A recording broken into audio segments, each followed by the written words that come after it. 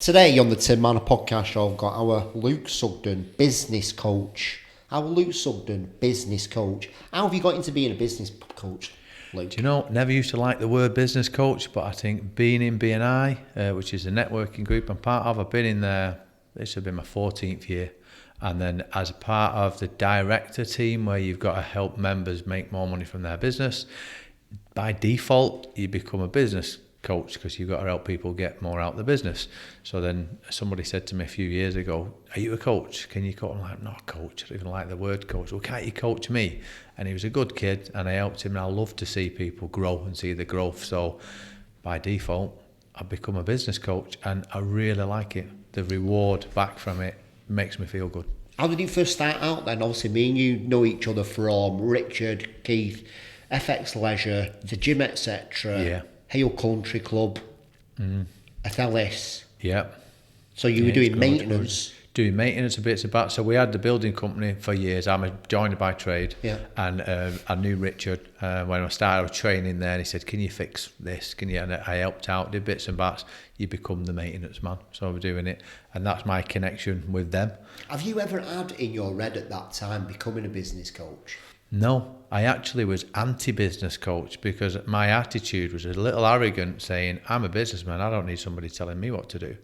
But I think now I'm older and wiser, I have a coach for martial arts, I have a coach for running, I have a coach, anybody who's going to stand there and push you a bit more is brilliant. So Where's it come from then? So if you were very anti, how did you change your mindset on that? I changed it by getting a coach, because when I first had a coach, somebody said, you should get a business coach. I was like, right, kicking and screaming if you like. I went, go on, we'll have one. And the guy come in and he sat down with me and went, "Why don't you do that?" Pointed out a few bits and you're like, God, I knew that. Yeah. Why am I not doing that? And I think somebody on the outside looking in, offering information, call them a coach, call them a mentor, call them what you like. It's really, because you get too busy in the business, you're too busy on it. Yeah. So someone else just pointing out a few little bits. And then the way he helped me, I thought I could help. How did he help you, Luke? What were some of the sort of like... Some of the thing, let me think what he'd said at the time. It was, do you know what? I couldn't put my finger on the specific things that he said, but he just pointed out stuff and I was like, God, I knew that. Why don't you do this? Why don't you present yourself this way? Why don't you, there's just little things. And I thought, do you know, I knew that, but you're never going to do it. And so many people will say, oh yeah, I knew that. But unless you've got somebody there whose job it is to go, why don't you do that? Are you able to? And accountability partner as well. Because I think when you're in business, you set your own business up, sometimes you're too confident and like, I'm a business owner, I don't need no advice. But there's always somebody who knows better than you. And if you can learn off their mistakes or their advice, it's so much quicker and easier to jump to the next level than it is to do it yourself. Yeah. Talk to me about networking, mate, and what networking is for you. So networking for me was we just hit the credit crunch. I had a bathroom showroom for 10 years at the bottom of our gym, etc. So it was Enki bathrooms. All right, yeah. We had that for 10 years. Was it yours, is it? Yeah, that was it. We had that, and then we moved, and then in lockdown we closed it because I was doing more work on the building side than on domestic houses because you couldn't get in the houses kind of thing. So it closed, but I was in there and a guy kept coming in and saying, "Do you want to come to this networking thing?" And I was like, it's not for me, that. What I've heard is just men in suits drinking coffee. But I thought, I'd just signed for a new Merc. It had gone quiet, we're in a credit crunch. I thought, I'm going to have to do something. So I went along to it and I thought, do you know what? It's not bad, this. And I know him. And it's like, you don't realise, because some people don't talk about it. It's like Fight Club. They go to it, but they don't talk about it kind of thing. And then I think people buy people. And I think with BNI especially, because you go every week, you can't blag it, you can't bullshit it, because you're going to be, am I all right swearing on your podcast? Yeah. Right, yeah. So you can't. You've got to be you. People buy you. So as long as, I always say, basically, you have to know your stuff and don't be a dick. Because if you're brilliant at what you do, but you're a dick, no one's going to refer you. Yeah. And if you don't know your stuff, you're going to get sussed out. Yeah. So within no time, I thought, this is working, this. And I think my first year in BNI, and I talk about this all the time when I do training for other people who have just joined BNI. My first year, I wasn't the best member because I joined and thought, you've got to do certain things. They expect you to go on training, which is only going to make you better, upskill yourself. They want you to do certain things, which means you make more money. But I didn't like being told what to do. So the first year we didn't do that well out of it, and I weren't the best member. I'm not being told what to do, and I think it cost £1,000 to be in it at the time, and I must have done about £7,000 turnover back, which I thought, do I renew second year? And I thought, if I'm going to renew, I'll do everything they want me to do. I'll go on all the training. If it don't work, I'm leaving, kind of thing. And the training, I still remember it now, was be specific, because so many people come in and go, I'm looking for any building work, and then you get, can you fix Mrs. Jones's garden gate?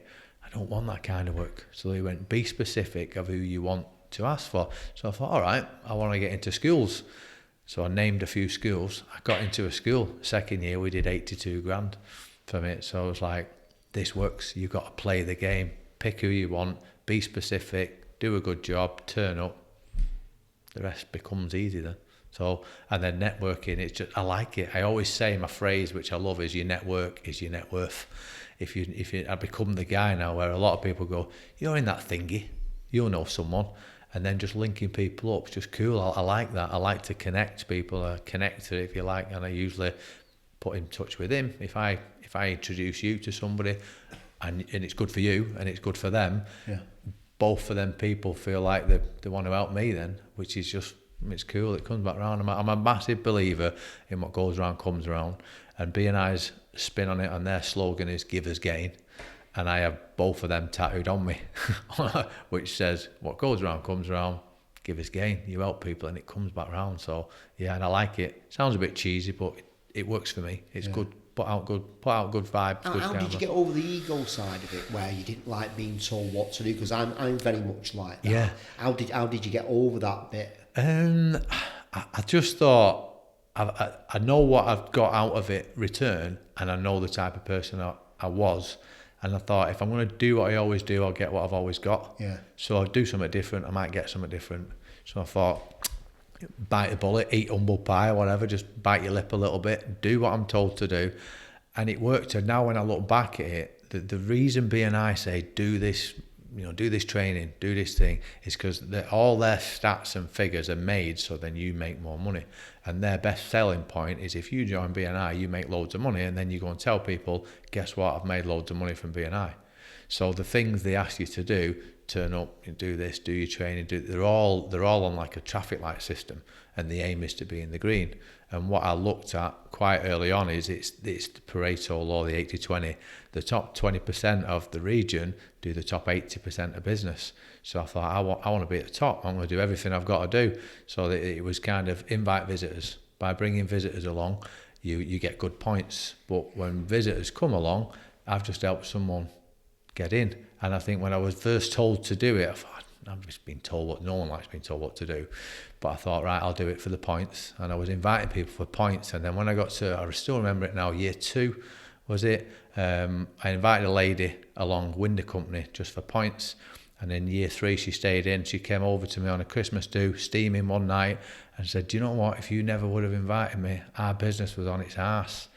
Thank you so much. And I still get a bit of a shiver off it, because I helped her change her life, by bringing her to it. And the guy who brought me along changed my life, because I still remember to this day, you have to speak, you have to stand up, and you get 60 seconds to pitch. Yeah. Nobody likes public speaking. That, don't they? So no one told me I had to speak. So I went to my first meeting, and I could see it going around the room. I was like, shit, I'm going to have to speak in a minute.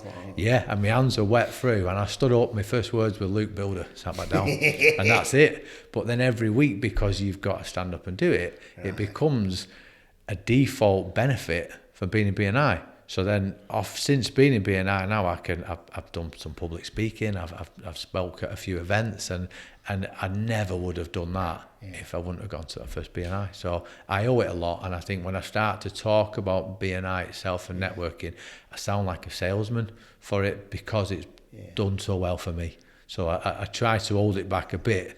I think just people have got a lot of negative connotation to it, especially myself. But I've met that many people now. But I think when I first initially did it, I met a lot of hunters, people that literally just going, and I'm just like, I can't, these are the dicks you're talking about. Yeah. And I'm like, I met a lot of them starting off, and I'm just like, I do not want to be part of this. Yeah. There was a hunter and farmer training that we did. Right, okay. And I think I'm more of a farmer. You plant the seeds, put them out, it'll come back. Grow, it'll come back. But the hunters, they get sussed out. Yeah. And you come in, and I still remember they did a hunter training, and then you have one-to-one meetings, which a one-to-one is a meeting out of the business. I'll meet you for a coffee, let's go and talk business.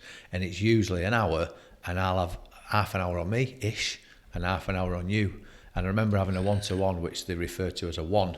Now, I sat down with this lady, and she went, I know what you do, it's building. Here's what I do. I was like, wow, I'm never going to refer you. You've literally just shot me dead, and now you're trying to sell to me.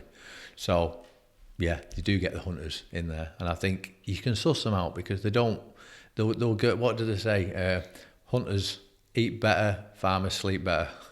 So, like that. Yeah, I've not heard of that before. Yeah. So and it works. It comes back, and I think there's no quick wins in it. You might be lucky and you'll get a quick win, but I've done it for longevity. I know when I look at my return on investment year on year, I always get a certain percentage, which is a high percentage of my return back from BNI, and it's because you put it out there, help so many people, and then it comes back.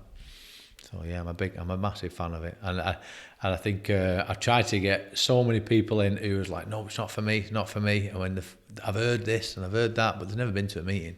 Then when you take them to a meeting, you always get that phrase where they go, it's not what I thought it was, It's all right, this. And I think some people go, oh, I've been to one, it was shit.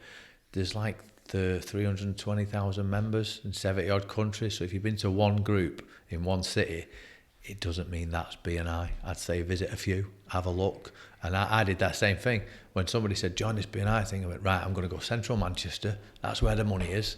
Yeah. I went, it was a bit awkward, a bit clicky, nightmare to get home from because I don't live near central Manchester.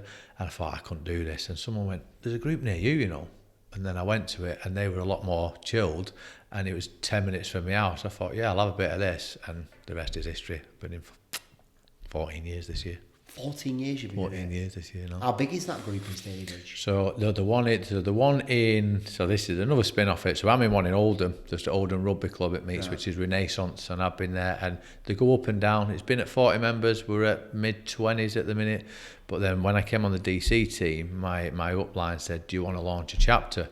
And I was like, that's not for me, launch a chapter. And I thought, you know what, it's been so well for me, I probably do it. For you, this is not for me. It's not for me. You just push it. I like to push myself out of my comfort zone, and I do like that. I think get comfortable being uncomfortable is kind of a good thing.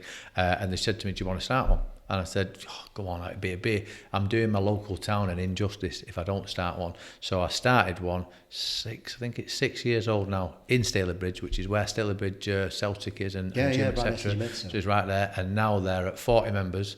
They've done £19.2 million since setting up, and that goes back into the local economy. And even if I never go there again and I leave BNI, that's my legacy. I started that, and I'm putting money back into Bridge, Staley Vegas, so to speak.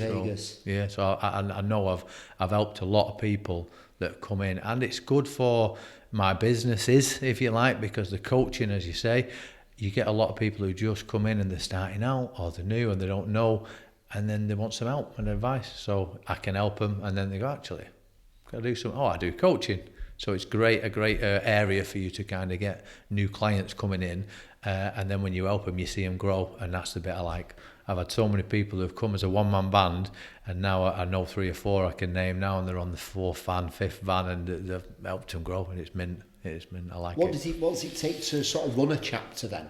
What's involved in it for you? So to run a chapter, as a DC, you're looking the chapter. I'm not running. And a DC means what? Director consultant. Right. Okay. So it's just, and my job is to go once a month minimum, but you end up going more because it's local to me. You go once a month, and just each chapter's looked as a business. So they've got members who will be your customers. They've got a secretary treasurer, a chapter president, vice president, and your chapter president runs the meeting. And you've got your secretary treasurer looks after the money because everyone pays a subscription and pays for your breakfast fees. And then the vice president kind of runs. They have a meeting once a month, which is the one I attend, to look at the goals, monitor our performance towards achieving the goals, and you just sit down and look at how we're going to grow, who we're missing. You know, because I look at it as like there's certain missing bits from the connection. If I'm in construction, it'd be great for me to get an architect in the room.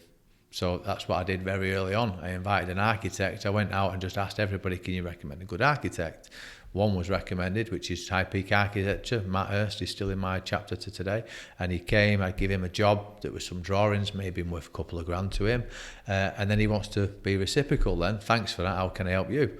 So I'm looking for building work. And he put me into a chap who I still do work for to this day. And the first job he gave me, it was 240 grand refurb. And since then we've gone on to put a sunken wine cellar in for the guy and extended his house, and it's just the connection. You know, I never would have met him if it weren't for that guy getting him in. But you think, who's my referrer? Because a golden egg would be a one-off job, and a golden goose is someone who's going to give you lots of golden eggs. So for a builder, an architect would be their golden goose. Is this all the BNI terminology? Have you just made that up? They are BNI terminology, right. And some of them I like, and some of them I don't, and right. I pick up. But the golden goose and golden egg, it's easy for someone to kind of get into your head. You're like, I see what you mean now. I see what you mean. And it's a good analogy, that, isn't it? Yeah, I do like it if you can get that person. And you get people thinking, because they're like, well, I get work off anyone. Yeah, but who would be the guy who always gives you work? And then when they look down, they're like, actually, yeah, estate agents do give me a lot. Well, there you go. There's your golden goose. Get an estate agents in the room and then get to know them. Once you know them and you got that relationship, people like each other. They're going to give you work. They see you every week. And in your head, it'll be like, as soon as you always say on your podcast, branding, it's all about, you got to create your brand. Yeah. So as soon as anybody says branding, I think Tim Marner. It's the only first time I've met you today, but it's only because I look on your podcast and you constantly say it, so you're known as that. So it becomes that thing in the room where if somebody, I don't know, they do spraying, there's a young lad in there does spraying of windows and stuff, and as soon as I think of spraying, I think of him, because he's in the room, you see him every week, you know him. Yeah, it's good, mate, isn't it? It goes, it works. I like it. I like that, I think, because you can, it's the givers game thing, and what goes on, and I can the givers game. And I like, the other thing is, as soon as you join BNI, people say to you, or when they hear about it, how much do you make? What's your money, kind of thing. They always want to know the monetary value. And yes, we make good money from it, but when I look at what I got off the back of it, like learning, being confident with speaking, I was rubbish at school, mate. I wasn't interested in I suffered with dyslexia and whatever, but people that have been in, I've managed to jump back on and get rid of my gremlins, do my maths, do my English. There's so many bits that I've managed to pick up, having a solicitor in the room where I go, can I borrow you a sec? Yeah. And he doesn't invoice me. I've got one of them. Yeah, it's just literally just having that knowledge there where you can go, I've just said this. Can I just borrow you a sec? Oh, it's absolutely, it's good in your network, having a good network around you. It's good. And I think sometimes if you set up in business, it can be lonely. You're on your own, you're not a business unless you're a big company. But when you first set up, especially as trades, because I'm a trade background, you set up and you've not got, who else do you ask? You don't know. Yeah. When I first went in, I didn't know about your cross option agreement you need, and I didn't have a pension and life insurance, and it's like, oh shit, I need to get these together. And being around other businesses, law of proximity, you become one of them, kind of thing. So the law of proximity. Yeah, it's really done me good. So I was talking about this morning, I was training with Paul, who's one of the trainers who's been in gym, etc. for years. Yeah, shout out to our Paul. Yeah, Paul, he's a boy. Yeah, so I used to personal train with Paul. Yeah. I did some boxing pad work with him, mate, and in the studio just threw up everywhere. Yeah. Just threw whitey. Yeah. Like, he was brutal. Yeah, well, that's it. Well, I was talking to him about it this morning and saying there's a book by Ivan Meisner, who was the guy who started BNI 40 years ago, and it's called Who's in Your Room? Law of proximity, and you are like 1/6 of the people you spend your time with, kind of thing. And Paul's very one of them guys who has a certain amount of people in his circle. Yeah. And I'm privileged to be in his circle because I train with him a few times a week on a morning before the gym opens, and I can have a chat with him. And to say it was his birthday the other day, and he's 62 now.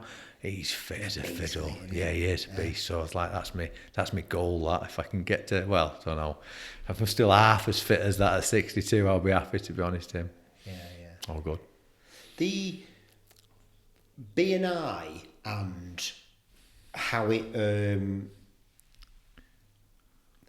how people see it. Why do people instantly go to that it's like a cult? It's this.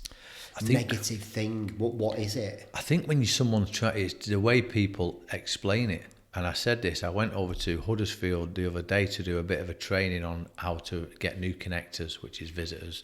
And I said to them, people, don't try to explain it. Don't try and do an haircut over the phone. That's a really good phrase I like, because people say, what is it, the BNI? The best thing you can say is, come and have a look.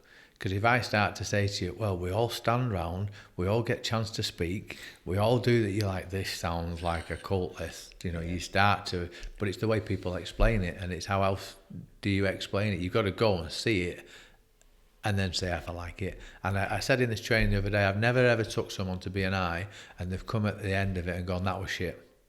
Most people will say, oh, it's for me, it's not for me, it's too early, I liked it, you know, but no one goes and has a crap experience. Yeah. Often I don't know of it, do you know what I mean? But sometimes it's not for them, because it's an early thing. But I like to get up early. I think obviously I know they've got a business to run, like, but I don't think you can actually get a gauge of the place, because you're only allowed to go twice, aren't you? For free. Yeah. I don't think you can actually really get a gauge of the place just going twice. Yeah. That's my only thing with it. I think it needs at least 5 to kind of settle in a little bit and just go. I think the only thing is, you go back to the hunters. Yeah. Hunters would take advantage of that Yeah, 5 visits. I know. So they have it as 2, and they go bring your director if you want, or the decision maker, and then it's kind of. And what did someone say to me the other day, and it sticks with me? It's like a bring a bottle party that you don't bring a bottle to.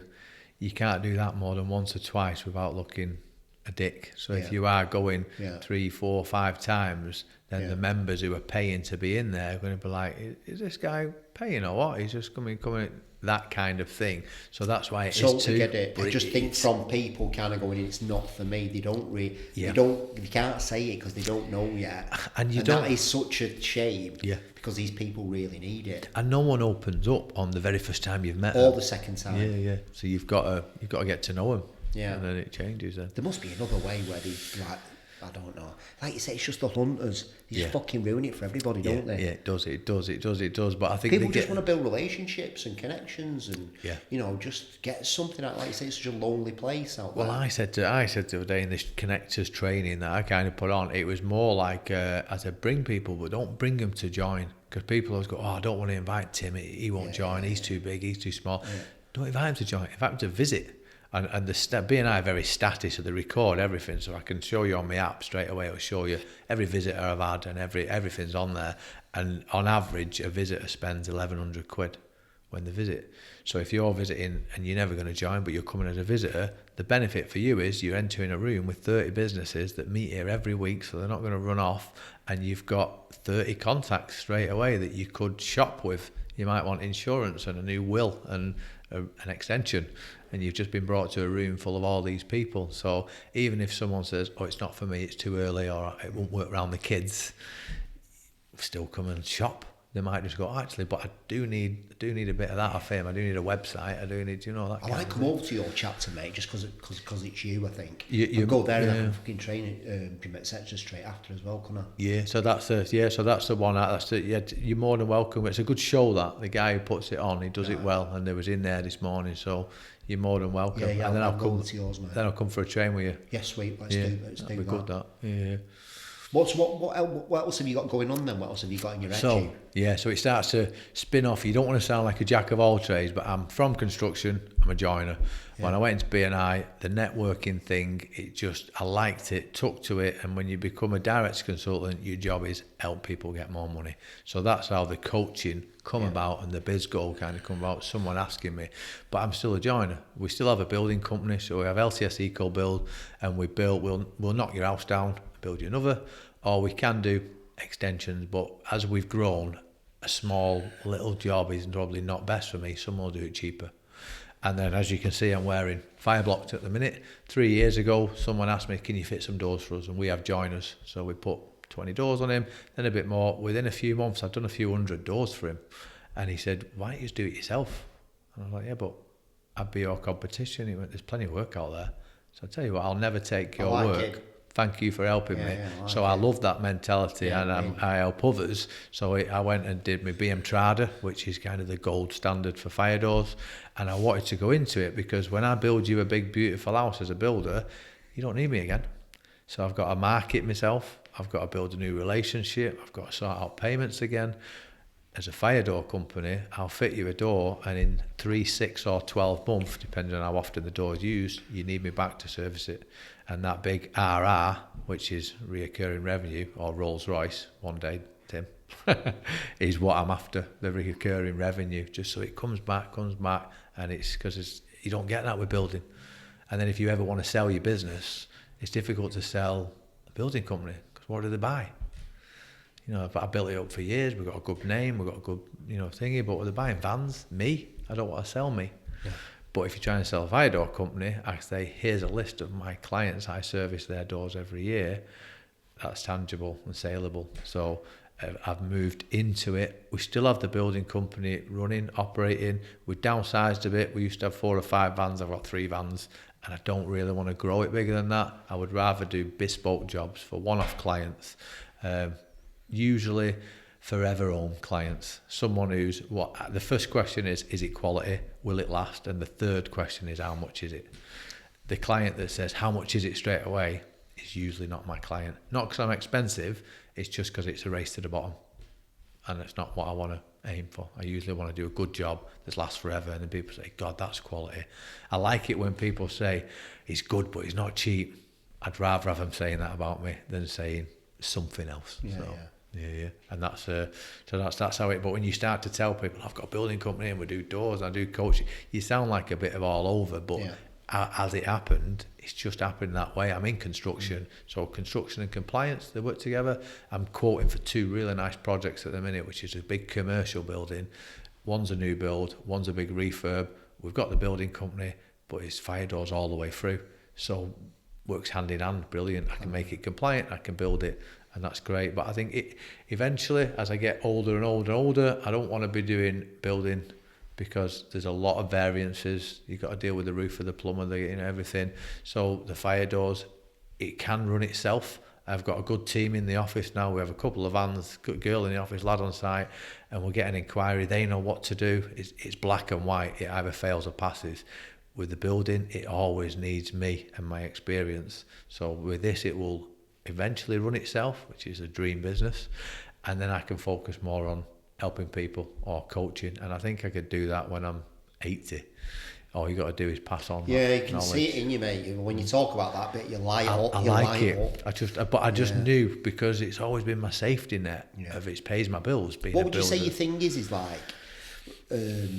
like putting people together? Is that your... Yeah, I think it's when you just point out the little bits that I've picked up, because a guy said to me years ago, he said, if you're somebody that people listen to and you can gather the information and repeat it, then you can be a coach. So I do a lot of, I'm rubbish at reading, but I do a lot of audio books and listen to it, try to mix in the right circles where I can learn from people. And then when I meet, a young tradesman who's just about to get up to the VAT barrier kind of thing, I can say, did you know you should do this? And it's great. And then you can help them. They'll always remember you, because I remember the guy who helped me, and I remember the guy who got me into this. So you remember that person, and it's good to plant them seeds, because you never know.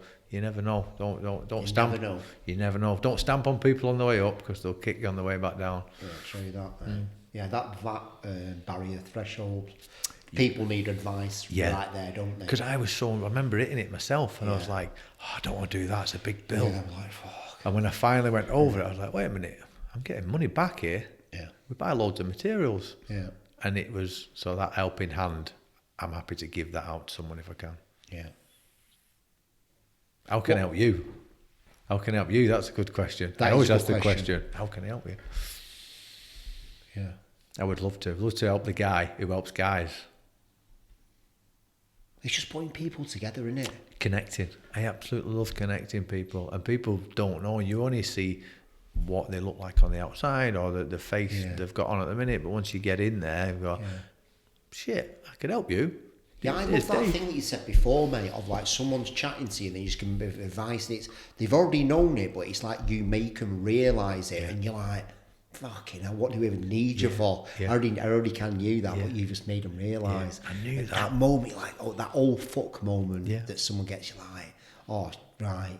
And I remember having it myself and thinking, God, Yeah. I knew that. You feel like kicking yourself. Yeah. Like, why am I not doing that? But just somebody on the outside looking in, it's easy for someone to go, why don't you do that? You're like, oh, thanks. Powerful that, mate, isn't it? I think they're the best coaches and mentors do that. Yeah. Don't they? And I think the thing that put me off, as I say, put me off coaching was the word coach. I'm not a coach. I don't like, and I was like, I don't need a coach, but call it a mentor, call it someone who's helping you, whatever. But if you've got someone just to look and get that bit of advice off, it's golden, because you only know what you know. Yeah. So I like the word coach, me. You like it? Yeah, like I just think obviously it's just perceptions, isn't it? And like, I've grown on it, yeah. as in, because I like my coaches I've got now. I have a business coach, he's great, I like him. I have my running coach, she's great, I like her. And I look back at the coaches I've had, I like them. I think it's just when someone, it's a bit of imposter syndrome as well. When people say, oh, you do this, and I'm a bit like that, where I'm like, no, I'm not that. No, I couldn't do that. And really, like, yeah, I could. Yeah, I can do that. I do it. That's probably what makes you so good, mate, because you've got that humble imposter syndrome about it. Yeah. It keeps you level-headed, doesn't it? Yeah, it keeps you grounded. Some people like kind of get above the station and look, Yeah, and I think they might not mean it. They just come across like that, and it'll put people off. So yeah, I think just be you, because like I say, you can't blag it. Be you, and it works. Yeah. You can't blag it, but we're all blagging it at the same time. yeah. I don't know what I'm fucking doing. It's not what I'm doing. Say what, fake it till you make it. But no, just I like think I didn't see that coming. You know what I mean? Just like things, you're just like shit. Like the VAT threshold for us, we're just like, what the fuck's that? I never thought I'd get, when I sat down with my coach the first time, we're planning out, and I use his template now, and it looks like a bullseye, and it's like a 3-year template. Sort of the middle is where you are now, and as you go up, and we're just coming up to the VAT barrier. I think it was about 70 odd grand then, and he was like, right, imagine where you would be next year. And I was like, what, 71? He went, no, if you look at your jobs you got in, you're probably going to be doing 100 odd grand. I was like, all right, the next year after, where will you be then? I'm like, don't know. Yeah, and he went, well, you'd probably be at 200 odd grand if you look at this. And I was like, really? Then as we got up, the last one was like 1.5 million kind of thing. And I was like, this is pie in the sky. We're never going to do 1.5 million. And then I disregarded it, left it in my loft. And this was 2013.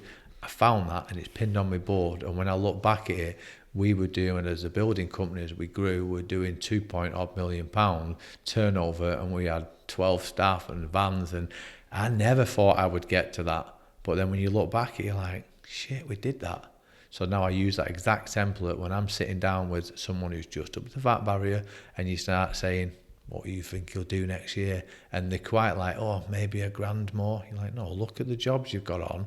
Look, you're probably going to be doing 100 grand. Oh yeah, I will. Or what about the year after? And trying to drag that out of them of where you could be really helps. And then people look at it, and which is the guy I mentioned to you then, the guy who I helped, who got the Manchester Airport job. Right, yeah. Like a gardener. He does all your ground maintenance, he was. And he was just doing general ground maintenance for a company who looks after like supermarkets and stuff like that. And they looked after Manchester Airport. And he'd done bits and bats. And he said, can you sit down with me? Would you coach me? And this is one of my first clients. I was like, I don't really do coaching, but I'll sit down with you. We'll have a brew. And well, how much are you? And I was like, shit, how much am I? And I looked how much my coach kind of charged me. So I was like, that's how much I am. And he was like, oh, that's great. And so I sat down with him, and I said, look, it's all about the way you look. So dress for the referrals you want to receive.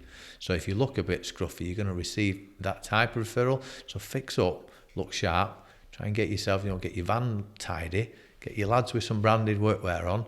And he did all these bits, tidied his website up, did them, and then he won the Manchester Airport contract. And when I sat down with him, he said months after, he asked the guy, why did you never give me this before? And he just said to him, you just didn't look the part. Because if you want to be in somewhere like Manchester Airport or whatever, you got to look the part. It's all about the image as well. Yeah. And then from that part on, I thought, you know what, I've really made a difference to him. I'm going to do more of this. So that's when I registered the name BizGoal as the company, and then you get busy in life and I'd just not done it. And then someone else approached me again. I heard you help so-and-so. Can you? I was like, yeah, I need to get back on this coaching thing. And it just starts to snowball then. But I love the feeling of being able to help someone, especially if they're struggling. And I think you've got to tell them the ups and downs, because I've had ups and downs myself. And well, that's what makes a good coach. You know what I mean? Yeah. They give you the fucking hard truth, don't they? Yeah. And just like, look, I'm not going to bullshit you. Yeah. It's not good. This, you look like a scruffy cunt. Yeah, basically, yeah. Do you know what I mean? Yeah. Not going. No. And I know some tradesmen which are absolutely brilliant tradesmen, but they're dressed full of shite. And if you give them something to do, they'll build it better than I would. But you wouldn't go to him direct, because you go to the showroom that looks great, and then he pass it to him and they make their profit. But if you just present yourself well, you're going to attract better clients. I think so. Yeah, it's mad, isn't it? Just like, you know, people like that, they're probably a bit tired, they're a bit stuck in the mud and stuff like that, and then the first thing that goes is your appearance, because you don't start looking after yourself, do you? Well, I said to him, I said, people shouldn't judge, but we all do. No matter what you do, no matter who you are, you judge and you look and you can think someone's better than they are just because they're in a Porsche, but you don't know that guy's paying a fortune for that, and you know, he's still living at his mum's house. But then you look at the other person who's got scruffy clothes all over him, you don't know that he owns a farm and he's actually a millionaire, but he's just not. So you can't judge, don't judge. I learnt that in martial arts as well, because you get someone who comes in and ripped to death, but then you get the scrawny guy who'll just take his head off easy. So you just don't judge. Be nice to everybody, and hopefully it comes back around. So if people want to find you, mate, and they want some coaching, if they want some coaching, I'd say check out us on social media. So we are on. I usually use Facebook as a platform because it was kind of my era, but I am expanding it more and more. And it's BizGoal, as in I abbreviated BIZ from business, and goal as in trying to achieve your goal. If you hit me up, drop me a message. What I'd usually do is I'll have a Zoom call or brew you. If I think I can help you, we'll book something in. Amazing. If I can't help you, I'll honestly say it's not for me, and I work with other coaches, but Dave's probably better for you, or whoever it would be, and I'll pass them on to them. So yeah, if I can help you, I can help you, and it'll come back round. Appreciate it, mate. Thank you for listening, everybody. Thank you. Goodbye.